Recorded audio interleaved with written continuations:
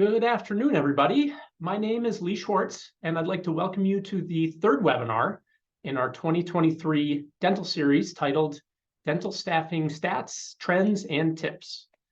That's right, the results of our third annual and much awaited dental salary and benefits survey.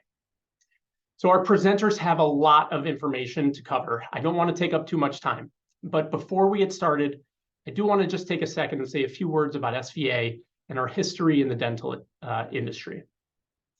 Like many of you, we got to where we are by being independent, and our vision moving forward is to remain that way and continue serving the same clients we have since we were founded in 1974. And a huge part of that client base over these last, now just about 50 years has been dental practices. Our mindset is that when you're a dental practice owner or shareholder, you have to work with someone who's more than just an accountant or tax preparer. You need someone who's a true advisor working collaboratively with you. This webinar and others like it are just a couple of small ways in which we do that. Now, a quick note about the data we're about to share.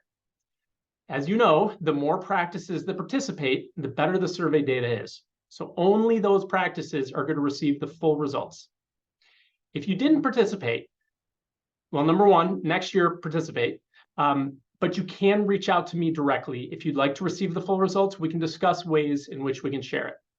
But if not, if you just want a summary, you can still go to our website and download that, which has more limited data. As far as this webinar goes, please send in any questions you have as we go, but we're going to try to wait till the end to cover those. And just quickly, let me introduce two of our most experienced people in our healthcare and dental practice. We've got Laura Zock, who's a principal in our Madison office and the head of our healthcare practice, who has worked with dental clients, large and small, virtually her entire career, or I think actually her entire career. And we have James Emmerich, or JD, who's also a principal, but in our Brookfield office. They both work with practice owners and practice managers on efficiency and profitability strategies. So without further ado, lots of data to cover, so I'm going to kick it off to Laura. Thank you, Lee, for the warm introduction, and thank you all for taking time out of your very busy days to join us as we present our third annual salary survey report. JD can promise you one thing today. We will give you a fast-paced, a lot of information in this now like 27 minutes remaining of our webinar time together. So our objectives are going to be first covering some high-level general trends in the dental industry. Then we'll take a dive into that valuable survey data, and then we will wrap up with some tips and next steps for you to consider implementing in your practice. Now, when we talk about general trends that we're seeing in the dental industry, a lot of them are really carryovers from what we have been seeing in the last couple of years. One of the main ones being continued downward pressure on collection percentages. We consider it a best practice for dental practices to revisit their dental fee structure every year and make sure they're charging appropriate amounts and competitive with the market for the valuable services that you provide. And as you know, the cost of your inputs for providing those services goes up each year, and ultimately we want your fee schedule to reflect that. So we would recommend annual fee survey revisits, I call them, or updates, and you're typically going to see at least inflationary increases in those. But as you know, insurance contracts is likely a big part of your world and your practice as well. And just because you increase your fees doesn't mean you're increasing your reimbursement or your receipts. So here's where we want to consider going back to the insurances and asking them for fee increases if they're not automatically giving them every year, which many have not been in the recent past. So where does this become important when we talk about salary and benefits for our employees? Something that's becoming more and more popular is to incentivize employees based on their production. And when we develop incentive plans like that, we want to make sure that those plans are based on net production, which is collections, the amount that you're paid for your service, versus gross collections or gross production, which would be the amount of your fee schedule, ignoring any insurance discounts. So there's the pertinency of that. Obviously, another thing that we continue to see dental practices experiencing is increased practice overhead. One of the major components of your costs is labor costs, that being the wages and the benefits that you pay your employees. Nationally, we are seeing across the board in CPI statistics, the last 12-month wage increase was running around 4.3%, which is down from the last 12-month period of about 5.2%. So we're seeing those inflationary wage amounts come down a bit from where they were trending about a year ago. And a similar experience for the cost of benefits. Nationally, we're seeing about 3.9% increase in the cost of benefits for your employees compared to the previous 12-month increase of about 5%. So those two often move in a similar direction, and we're not seeing anything different this year in terms of directionality. Keep those stats in mind as we move into JD presenting those survey results, because it'll be interesting to see what's happening nationally overall with employment wages and benefits versus what's happening in dental practices, and particularly here in the Wisconsin and Midwest area. We continue to see supply and lab expenses increase as costs of labor and inputs go up for those businesses. Obviously, they're passing a portion of that onto those that use those supplies in lab services such as dental practices. And then lastly, big changes over this last year and a half in terms of the cost of borrowing.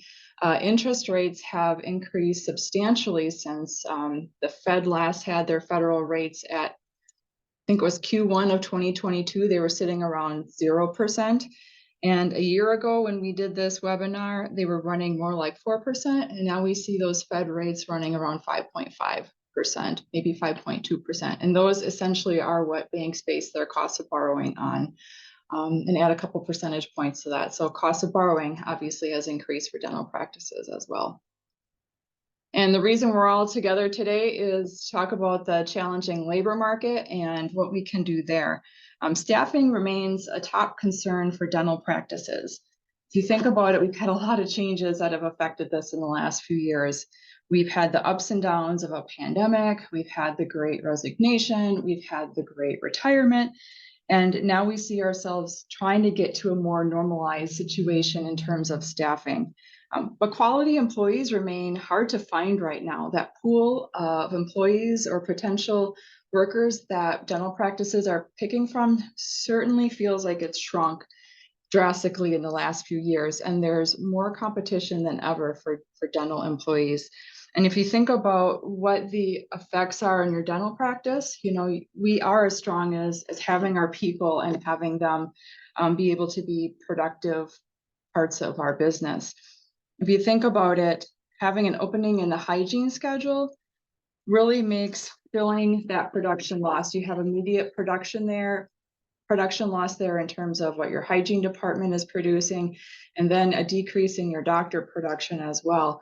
If you think about being understaffed on the assistant side, you know, you're losing your right-hand person in terms of being able to produce dentistry as well. So always important to be as staffed up appropriately as you possibly can. And hopefully the wage and benefit information we share with you today helps give you some helpful stats and tools for you to consider in your dental practice. And last but not least, when we see this competition so tough and so tight for employees, we need to remember that it's not all just about compensation and benefits. It's also about other things that we can do to help with employee retention. And that might be looking at the culture within your practice, some of those soft skills or soft areas that aren't something that you can necessarily put a dollar on. But what types of flexibility are you offering to your staff for them to help achieve a meaningful work-life balance? Or what kind of things are you doing to build trust and camaraderie within your team? As we've said, it's not all solely about compensation and benefits when it comes to employee satisfaction, but culture remains a top reason why employees choose to stay or choose to join your dental practice. And now we're going to head into going into some of the survey results. We're excited to present our survey results for the year, but first we'd like to ask you all a question about your participation in our survey. So if you don't mind taking a moment to quick answer our poll question, which is, did you participate in our 2023 survey?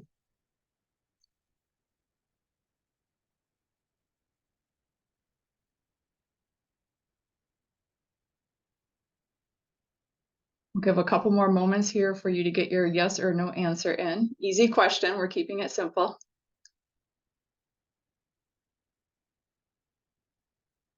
All right, we've got the results here. JD, do you want to jump in and share those results? Yeah, thanks, Laura. And thanks everybody for joining us today. Obviously, a really exciting time to reveal the survey. Going to provide a lot of information. It's going to come pretty quick, just from the constraints of time. But if there's anything that you want additional clarification or you have questions on, as Lee mentioned at the beginning, please reach out. The results were 79% said yes, and 21% said they did not participate. So thank you everybody who did participate. Obviously, without you, we wouldn't be able to put this webinar together. Looking ahead here, you can see we had 107 practices participate. That's over 1,600 full-time equivalent employees, so a really good sample size. Concentration is really in South Central, Southeastern, and Northeastern Wisconsin. So thank you again for participating. Moving ahead, the practice specialty, if you're curious what kind of practices we surveyed, what are we looking at, you can see there's a lot of orange on this chart. About 90% is general dentistry. So a lot of this is general, but there's also some small specialty amounts that we have in there. So please participate, get your friends to participate that own practices. The more data we get, the better we can give you, the more info and get these specialties kind of more data for you as well. From a practice region, where are they all located? You can see a big chunk. It's pretty well spread out. Southeastern Wisconsin, about 33%, South Central Wisconsin, 30%, Northeastern Wisconsin, about 21%. Then outside of those three regions, sitting at about 17%. Important to clarify, Northeastern, we're talking Fox Valley and the Green Bay areas, South Central, Madison and surrounding areas, and then Southeastern is the greater Milwaukee area, okay? From a practice size, how many employees are we looking at when we do this survey? 6 to 10, or about 42% of the 42% of the respondents have 6 to 10 employees. 15.1 have 5 or fewer. 17% sitting in the 11 to 15 employee range, and about 18% 16 to 25. So again, really well spread out, diverse practices participating in this survey, which makes this data really exciting to share. From a practice size, we're talking annual revenue. Again, a lot of orange sitting on here. That makes up 59%. The revenue is about 1.1 to 3 million. From less than $1 million is the next big winner. That's 25% of the respondents. And then 9.3% sitting from about 3.1 to 5 million. And you can see 5.6 sitting between 5 to 10 million. Okay. So then the question becomes, what did we do? We got all this data. What did we do with it? Well, we broke it down into 3 different buckets. We looked at key positions and we said 0 to 3, 4 to 9, and 10 plus years. How does that look? What does all the data show? Okay. It's important to note that what we did not get a specific, this employee and this hourly rate. We got the average full-time equivalent for each position in these buckets. So that's important to note. And then we'll dive in and we'll take a look as we go. But next is, how does the 2022 to compare to 2023? And really what you'll see is same trend as last year. 0 to 3 years, they saw the biggest jump for their wages. They're at 7.84%, 4 to 9 years sitting at about 3%, and 10 or more years saw about 1.74% increase compared to the last year.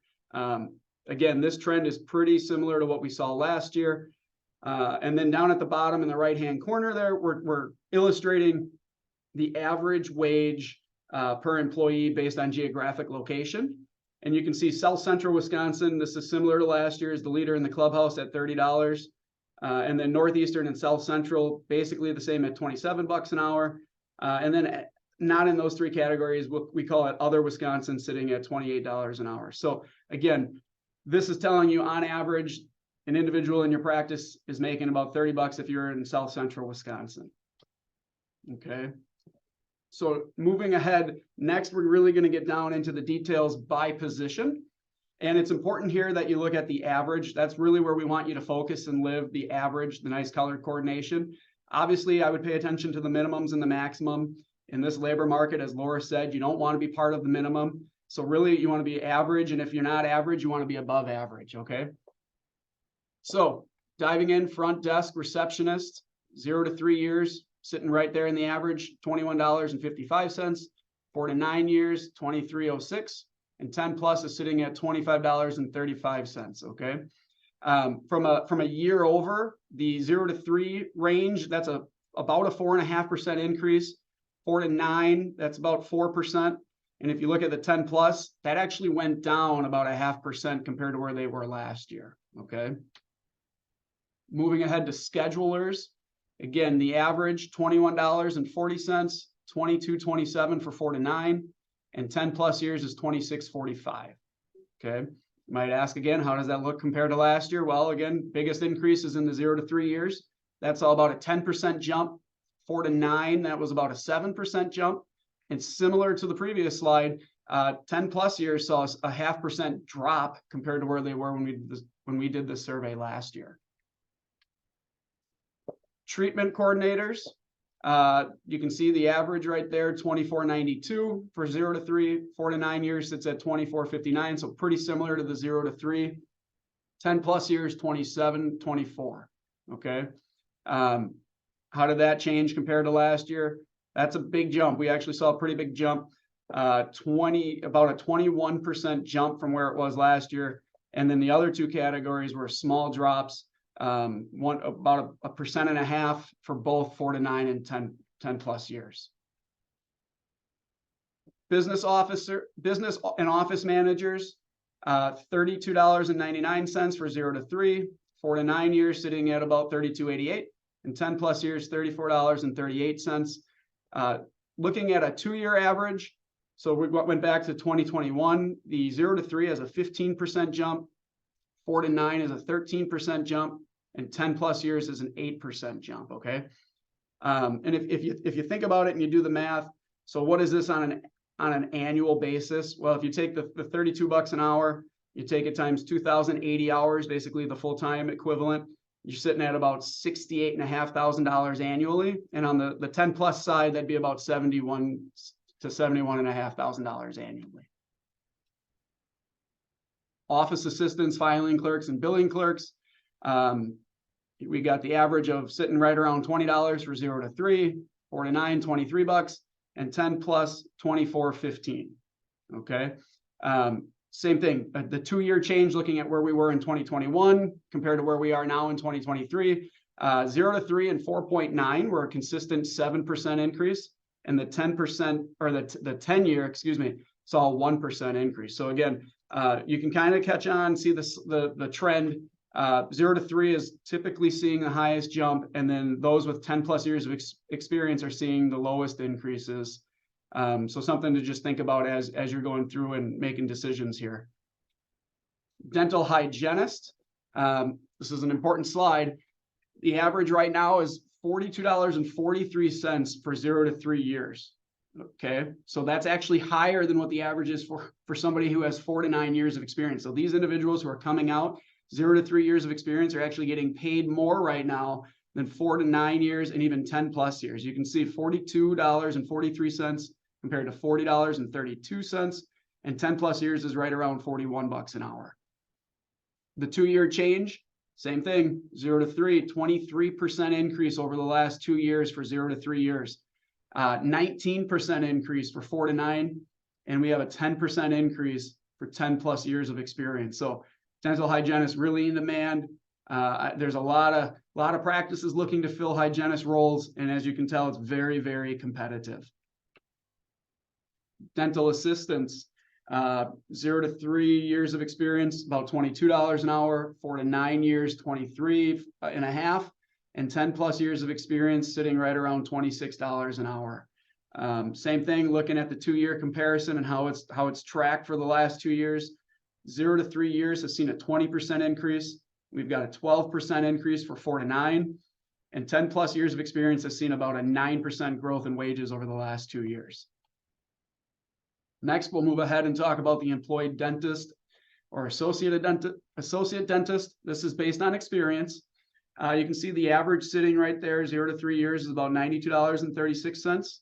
4 to 9 years is $115.08.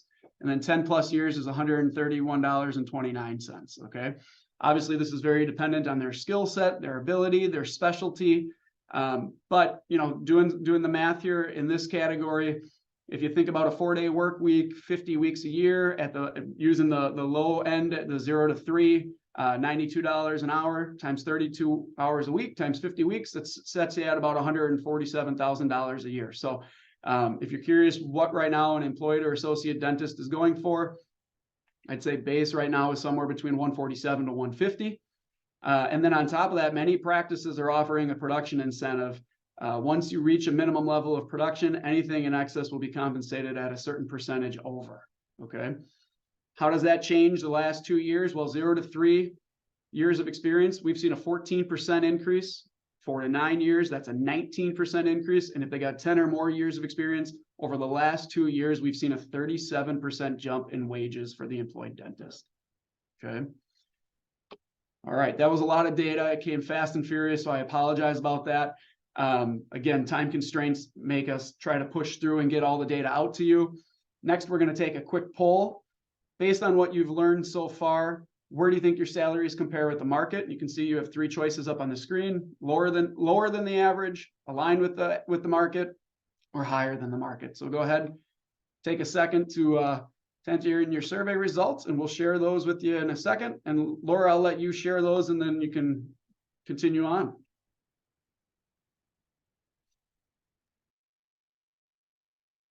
Sounds good. And while you answer that question, I'll just make a general comment about the survey results that we publish. What we chose to present today, in the interest of time, is just a small portion of what's included in the actual published salary survey. We also do provide ranges by position, not just for years of employees' experience, but also based on geography. So that data is really quite valuable as well, and can help you focus on what are the competitive rates for your practice based on the area that you practice in. All right, do we have survey results? We do. Majority of the group here at 57% reporting they feel that they're aligned with the market, 30% higher than the market, and about 13% lower than the market. So we're glad to have some great data to bring to you today for you to be able to have a feel for this and decide what you're going to do going forward. All right, we've got a few more data points to present yet today. We're going to move into a few about employee incentives and production bonuses, and then benefits as well. The next area of our survey focused on production bonuses for associate or employed dentists. And the question we asked are they paid a percentage of hands-on production above a minimum production threshold? The idea here being that their base salary is associated with a certain level of production, and then anything they produce above and beyond that's eligible for an incentive bonus. And the survey responses were that 60% of employed physician or employed dentists do have a production-based bonus, while 40% didn't. We're just on a flat salary arrangement. When we looked at what types of percentages were being offered as incentive production bonuses, the range was anywhere from 18% on the low side, that was an outlier, and 38% on the high side as well. When we look at all the percentages that were submitted by the participating practices, the average was about 32%. All right, moving on then, when we talk about associate dentists, a couple other areas that we surveyed were how many weeks of paid vacation does a full-time associate dentist at your practice receive? Here again, the range was anywhere from 1 week to 4 weeks. If we took an average of it, it was just under 3 weeks per year. Important to note that this question is exclusive of continuing education time off. We saw averages of 4 days to 8 days, I would say, in terms of what practices offer associate dentists for time off for them to continue their education. Obviously, a very important part of practicing dentistry. And then often practices have a CME allowance or a continuing ed allowance for their associate dentists.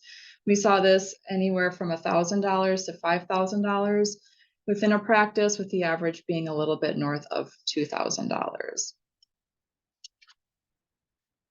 Next, we're going to go into a little bit about employee benefits. And What you can see on your screen here are the survey results for the number of practices that offer a particular benefit. So the health insurance benefit is being offered by roughly 50% of the practices. We were a little surprised by this result. Last year's survey had a participation rate for health insurance of 61%. So when we looked more into the details, there were a number of practices that noted this year that in lieu of offering a group health insurance benefit, they're offering stipends or other health reimbursement options available for their employees to help meet that need. The most popular benefit offered to employees is the uniform allowance, with just over 70% of practices providing a uniform allowance for their employees. And then the next highest popular benefit is staff discounts on dental work, with nearly just over 65% of practices participating. I think what we're seeing in the last couple of years too is as the labor market becomes increasingly competitive, practices are also looking at what other benefits can we provide to offer a unique benefits package to our employees. And then we'll often see them consider offering short-term disability, long-term disability, group life. We're seeing health savings accounts become more popular, and also flexible spending accounts as well. And the increase in employee assisted programs, or EAP programs, as well, as we see practices focus more on their employees' well-being and particularly their mental health. All right, another big benefit offered in practices is retirement and profit sharing plans. 98% of practices surveyed responded that they do have a retirement plan. About 80% of the practices have a 401k plan, with about half of those responding that they also have a profit sharing component to their retirement plan. And then the second most popular type of retirement plan was a SEP, or a self-employed retirement plan, which had an 18% response rate. When we look at what type of match is offered in plans that do have a match component, we saw anywhere from 0% to 10%, with 3 to 6% being the most common range, and an overall average of 4%. When we look at the retirement plans with a profit sharing percentage, we saw a range between 2 and 6%, with an average of 4%. All right, we had a couple questions in there about sign-on bonuses. This has become something more popular in the last couple of years, considering the employment market. And of the practices that responded to our survey, 23% are providing a signing bonus or offering a signing bonus to new positions for help with the recruitment process. So on the flip side, 77% not offering a signing bonus. When we look at what those common amounts are, for an assistant, the most common amounts that we've seen have been in that $500 to $1,000 range. For hygiene, it's been $500 to $3,000 in that common range. And for an associate or an employee dentist, that common amount has been between $5,000 and $10,000. All right, one of the overarching questions we asked in this survey too is, what is the average increase you anticipate giving your employees this year? And we saw responses anywhere from 0% on the low side to 18% on the high side. But when I look at the details on the low side of increases, the common response was 2 to 3%. On the high side of increases, the common response was 5 to 7%.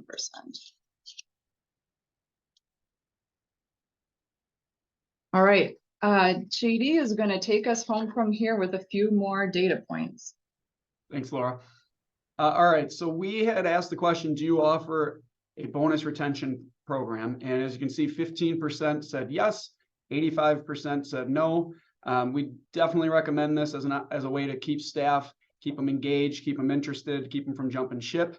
I actually attended a kind of an HR webinar yesterday, and they said every time an employee leaves, it costs an employer about $15,000. So really, you don't want to have that turnover, because every time somebody leaves, it's basically costing you money when they walk out the door. Okay. In regards to the bonus retention program, we asked, if you offer a retention program bonus, choose the positions that are eligible. You can see we got a wide-ranging response. Many different positions are offered opportunities to receive a retention bonus, which is great. So something, if you're not implementing one, it's definitely something to consider. Fee increases, We asked, did you increase patient fees this year? 76% of responding practices indicated they have increased their patient fees. Fees range anywhere from 2 to 15%, with the average being around 5%. Definitely recommend fee increases, at least reviewing your fee schedule once a year at a minimum. You may take a look and you may be kind of below where you should be, and that's okay. But as long as you start making changes now and start increasing your fees to get more in line with the market, that's the most important thing, okay? Sometimes you may have to do a stepped or a tiered approach so you don't have this large increase all at once, and maybe you spread it out over time. Maybe there's a couple different fee increases throughout the year or a year or two.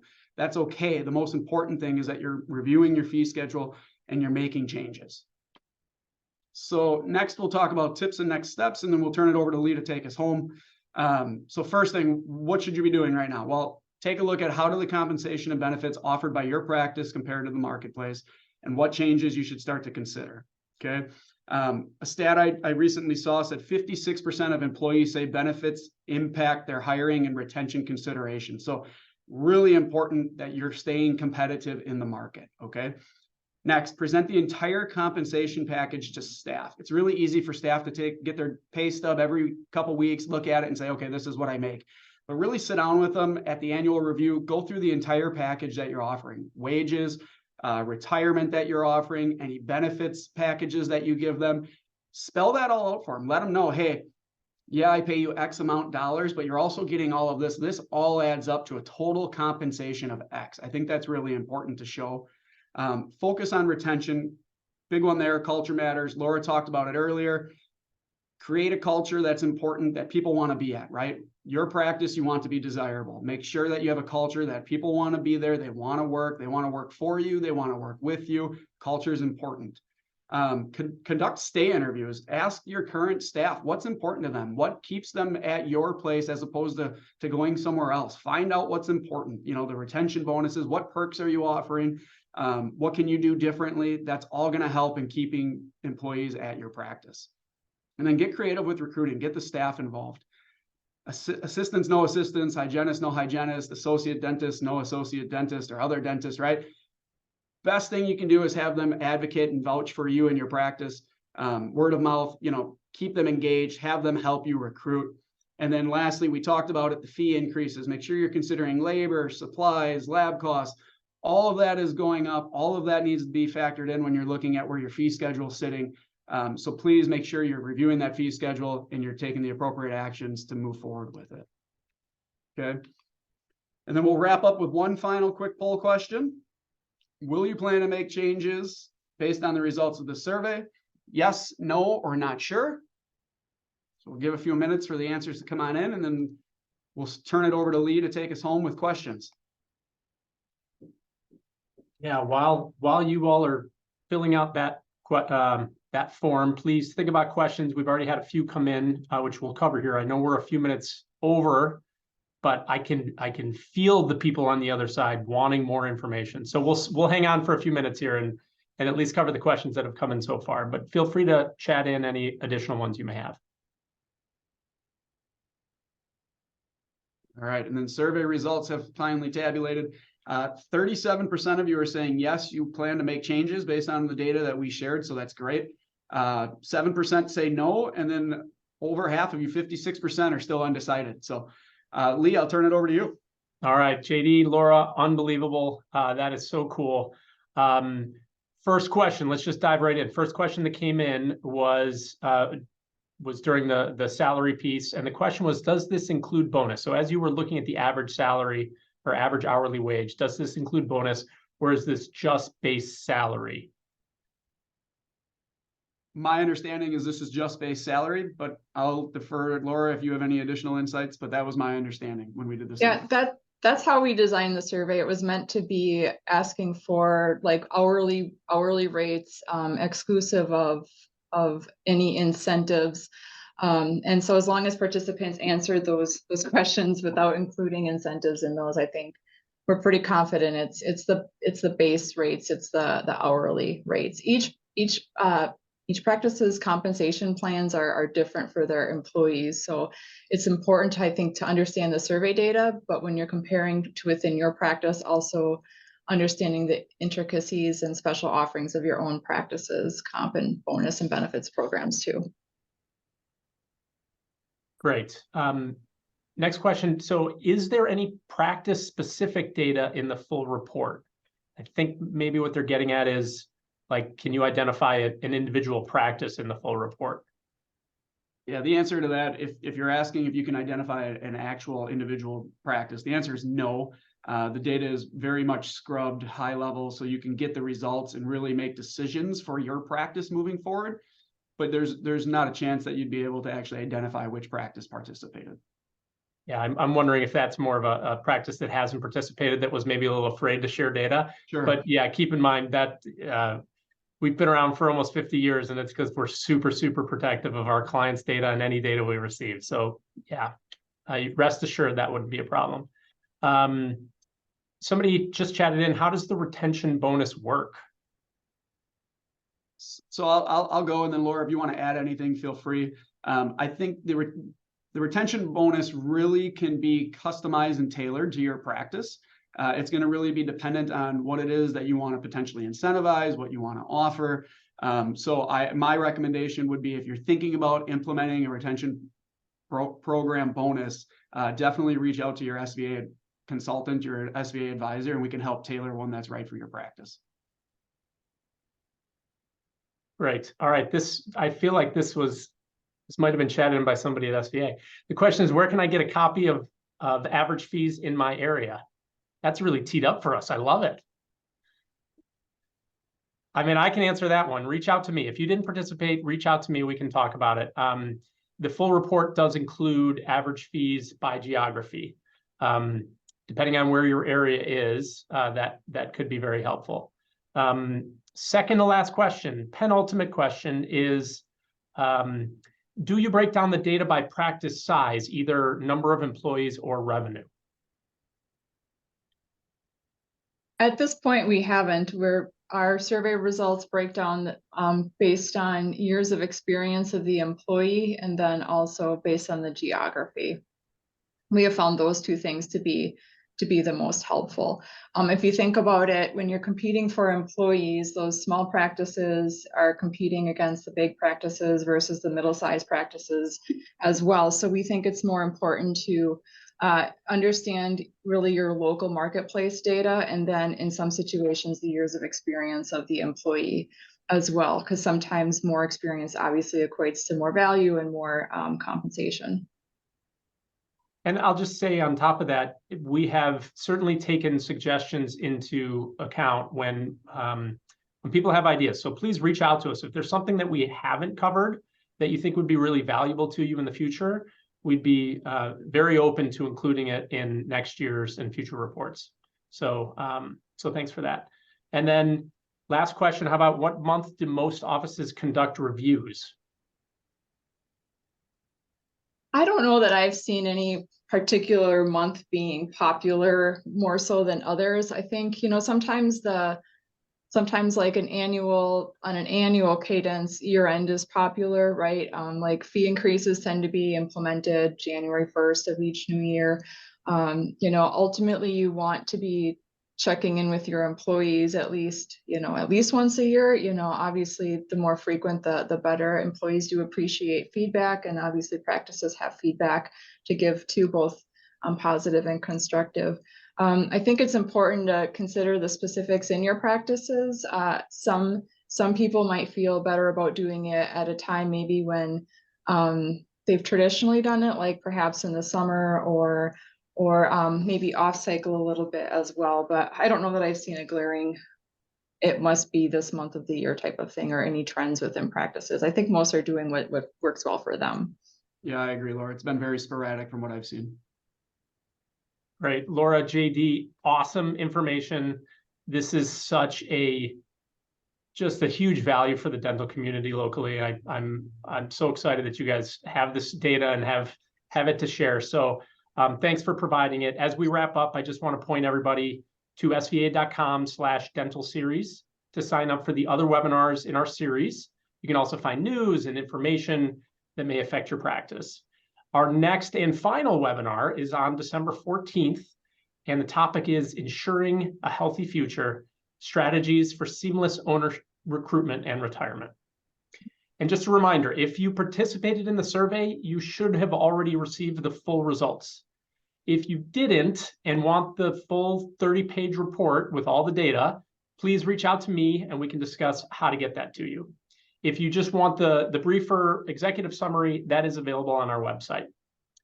I guess that's all for now. Thanks everybody for coming. Thanks for attending, and hope you enjoy the rest of your afternoon. Bye-bye. Thanks, everybody. Right. Thanks. Bye-bye.